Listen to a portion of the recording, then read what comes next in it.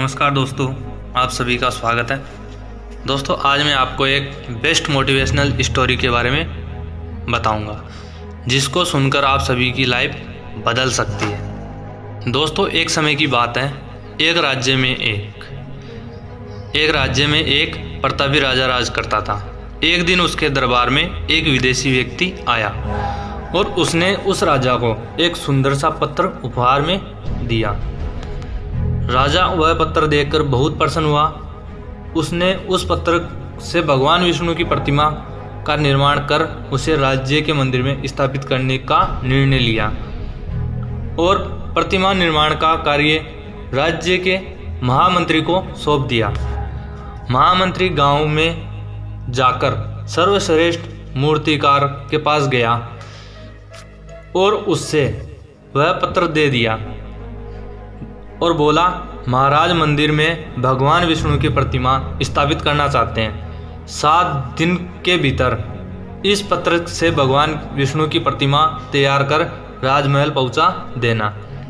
इसके लिए तुम्हें 60 स्वर्ण मुद्राएं दी जाएगी।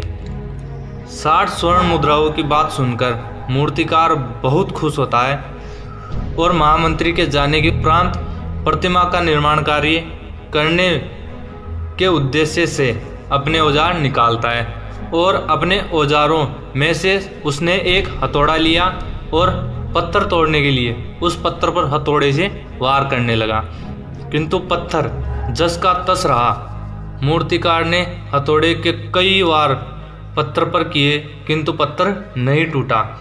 50 बार प्रयास करने के उपरांत मूर्तिकार ने अंतिम बार प्रयास करने के उद्देश्य से हथौड़ा उठाया, किंतु यह सोचकर हथौड़ा वापिस अपनी ओर ले आया कि जब 50 बार वार करने पर भी पत्थर नहीं टूटा तो अब क्या टूटेगा। वह पत्थर लेकर वापिस महामंत्री के पास गया और उसने यह कहा कि इस पत्थर को तोड़ना नामुमकिन है, इसलिए इससे भगवान विष्णु की प्रतिमा नहीं बन सकती है। मंत्री को राजा का आदेश हर स्थिति में पूरा करना था, इसलिए उसने भगवान विष्णु की प्रतिमा निर्मित करने का कार्य गांव के एक साधारण से व्यक्ति जो मूर्ति का काम करता था उसे सौंप दिया। पत्थर लेकर मूर्तिकार ने महामंत्री के सामने ही उस पर हथौड़े से प्रहार किया और वह पत्थर एक ही बार में टूट गया। पत्थर टूटने के बाद मूर्तिकार प्रतिमा बनाने में जुट गया। इधर महामंत्री सोचने लगा कि काश पहले मूर्तिकार जिसने इस पर कई प्रयोग कर चुका था वह एक बार अंतिम प्रयास और किया होता तो वह सफल हो जाता और 60 स्वर्ण मुद्राएं हैं उनका एक हकदार बनता।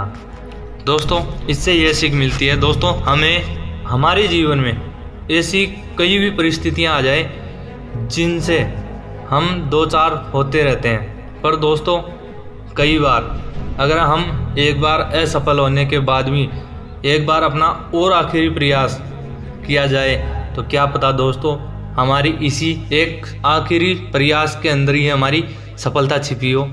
नमस्कार दोस्तों।